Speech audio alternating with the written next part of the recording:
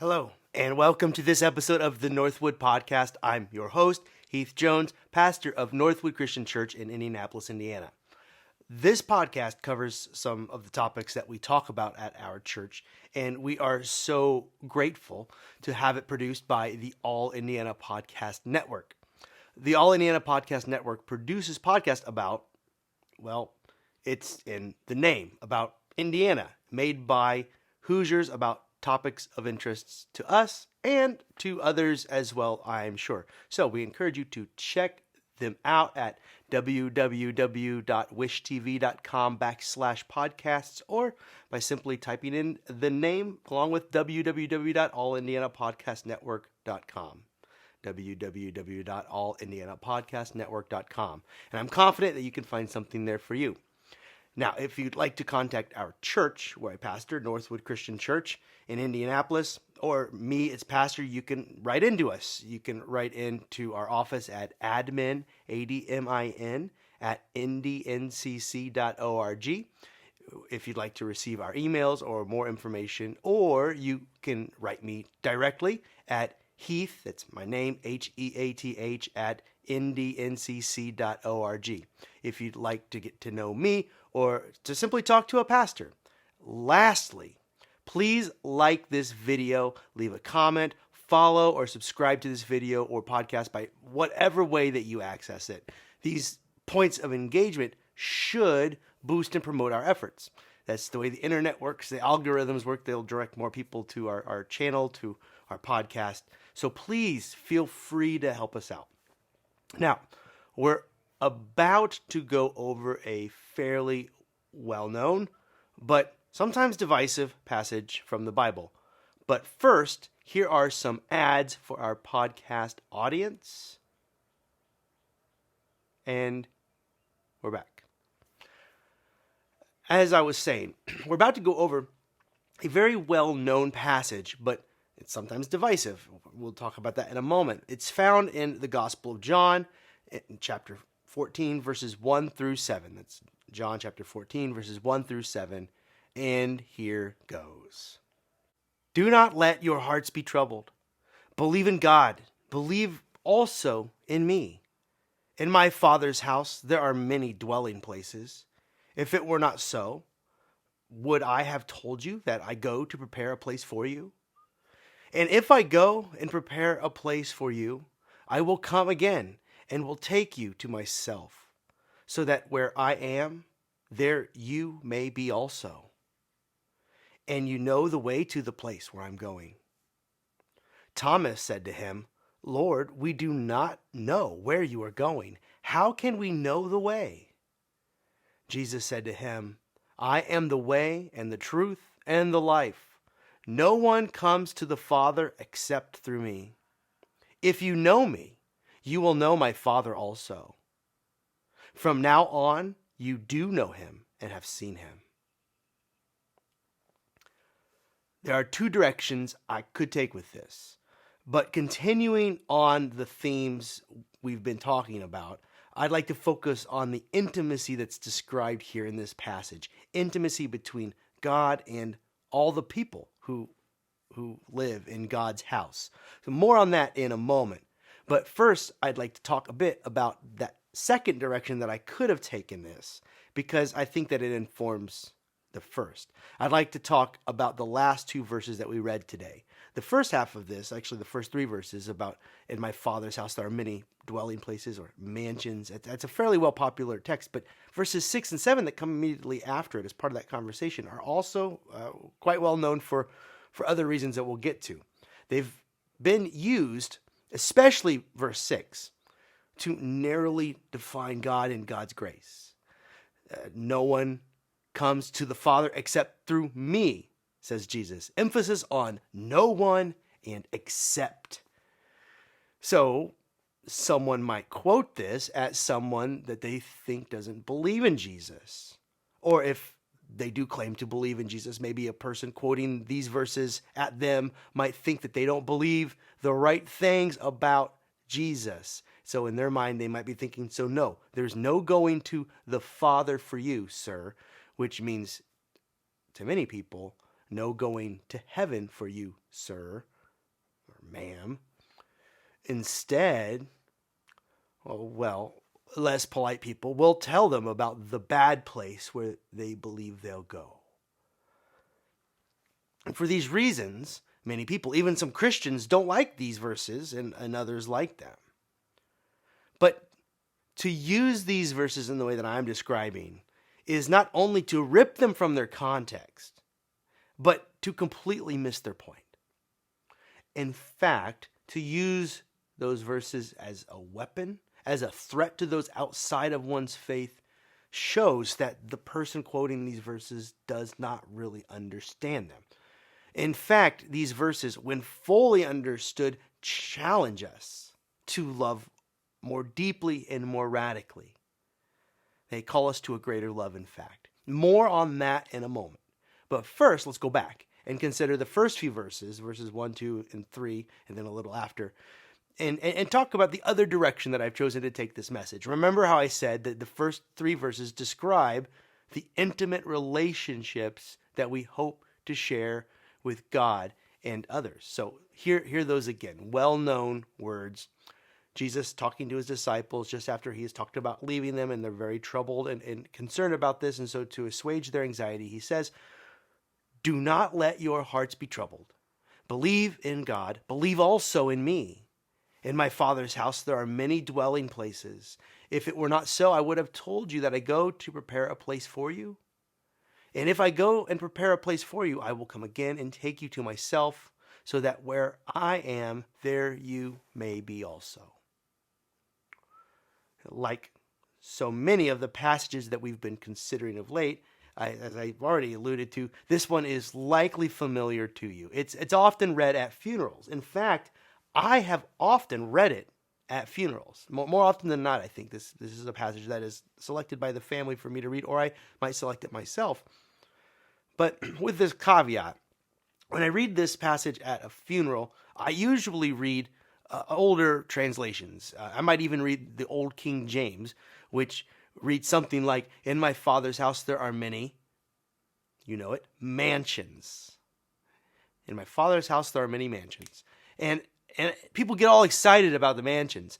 There's even an old song about it, something about having a mansion in heaven over a hilltop. Maybe you know the song. And why do I choose to read an older translation? Well, because the older translations is the one that most people know, but I also use it to make this point. I use the older translation with the word mansion to emphasize the point that mansions meant something different way back when it was first translated into English. When the early translators were translating the Greek into English, they used this word mansion, but it meant something different back then. It used to mean something that was far more modest as an abode, like a room even. In fact, its common usage was just room. The word means room, something like that. So a parent might say to an obstinate teenager, "Go to your," not room, but mansion. Go to your mansion until I come. You know, they'd mean room or hovel or humble abode, maybe even just a single room house. That's what this word mansion means. And this may come as a deep disappointment to some people, because I gather that there are many who hope for a mansion in the next life, just like what the movie stars and celebrities have. You know, a mansion in the sense that we use the word today. A large, probably stone building like a modern castle, but with a gate and maybe a fence outside. Maybe just like that, hymn suggests, on top of a hill. And if this is the way that you envision it, here's the good news for you. No one knows what the next life may be like. Not really. What we have in the scriptures are the best metaphors and allegories to help us understand what it is like to be with God after we die. But no one knows the truth with certainty. Maybe you'll get your mansion in the modern sense. Who knows? It seems to me, though, that these may be the imaginings, the dreams of, our consumer culture run amok. For me, personally, this vision for a future is not very inviting. A large house for each and all of us. A huge house all to myself where I can wave from the distance at my friends and relatives who live in the mansion on the next hill.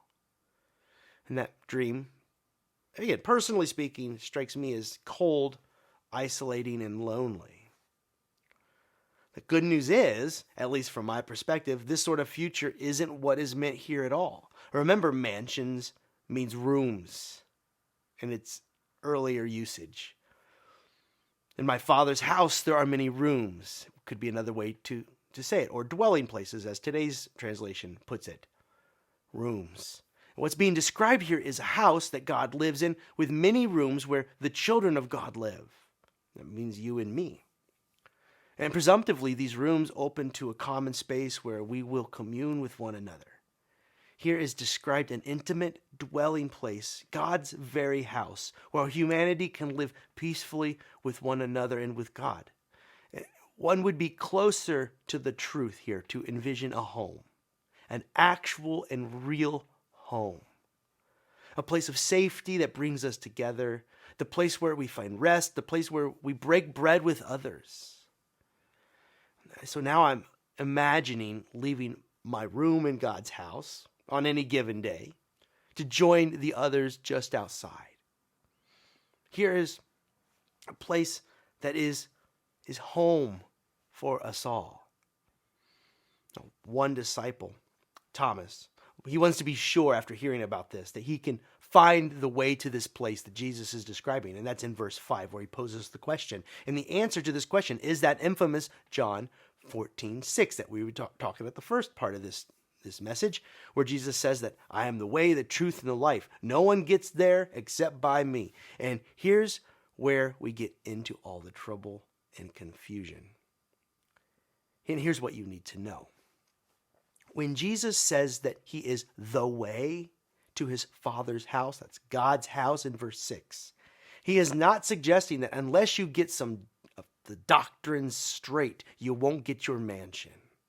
Or if you get your theology nailed down, you won't get your mansion. I mean, how transactional would that be if you really stop to think about it? So, no, he's saying that if you want to dwell in a place where God's love has brought us together under one roof, in God's house, then you had better learn the way of Jesus, to embody the way of Jesus. You'll need to think and to live like him to be comfortable there. And the way of Jesus is grace, forgiveness, and radical acceptance of others, especially those who are marginalized and underprivileged, or as Jesus put it in his time, the least and the last, or the least of these, or sometimes the lost, or other times just the poor. And Jesus says in verse 3 that it's his desire to take us to that place to dwell with him and with God. He embodied the way to this place. Jesus embodied in his person the love that is the way to his Father's house. And he showed us what it looked like to belong in God's house. And this is why Jesus said in verse 7 that if we know Jesus, then that is in a way to know God. The disciples knew Jesus and witnessed this way, the way to the house of God, the way to life as it ought to be. And in that way, they knew their Father in heaven through Jesus. In demonstrating this way, Jesus would spend much time with the outcasts of his society. He ate with saints, but with far more sinners. He touched those who were diseased with his own hands. He consorted with Samaritans who were, in that time, segregated in their society because of their race and religion. Jesus denounced the greedy and the ways that our love of money and possessions warp our perspective, leading to perhaps the lion's share of the sin in our world. Jesus washed his disciples' feet, his friends' feet. And he said that to know God, we must become like him, the servant of all. And this is the way that Jesus claims. The way that Jesus claims is the only way to the house of God, the peace of God. So, to say that we must walk the way of Jesus in order to enter into this kind of peace is not so exclusive or jarring as it perhaps seems at first, especially if you only read verse 6. This is actually simply just a state of fact, which is if someone in the house of God does not love the others in it, or in fact actively hates and hurts the others in it, then how can that house stand? And we see evidence of this truth all around us in the conflicts, the hatred, the violence, and the greed that is tearing down this house, our world, the one that you and I live in. Our politicians do not walk the way of Jesus when they sow division and hatred among us for their own political points and advantage. Our corporations do not walk in the way of Jesus when they put profits over people. We are not walking the way of Jesus when we as a society do not ensure that everyone in our culture, our society, our cities, our places where we live, everyone has everything they need to survive and to live well. I mean, aren't we trying to help our world to better resemble our Father's house? And if so, selfishness, greed, hatred, violence, and deceit do not belong here either, or on earth as it is in heaven, as the Lord's Prayer puts it. Someone who has not learned to love others, to forgive others, to care for others as if they were their own brother, sister, mother, father, someone like that will have trouble feeling comfortable in God's house. The good news is, walking the way of Jesus changes our hearts. We're not just stuck here. And it's what we're doing here together, having our hearts changed as we are trying to commune with God and one another so that our hearts will begin to beat a little more like God's heart. And this is what it looks like, in fact, for us to follow Jesus as he is the way, in this sense, to the realm of God.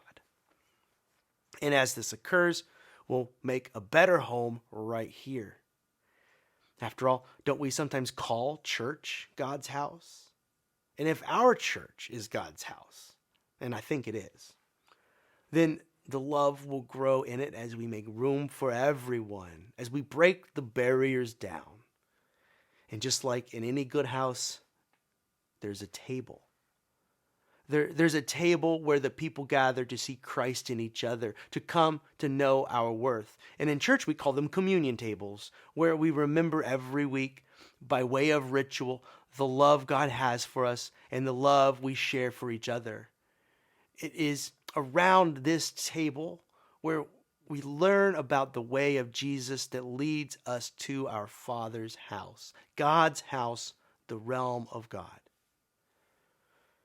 And to get there together, we must let go of humanity's old sinful ways. But do not be afraid. As Jesus began this talk, don't be afraid. He will be with us.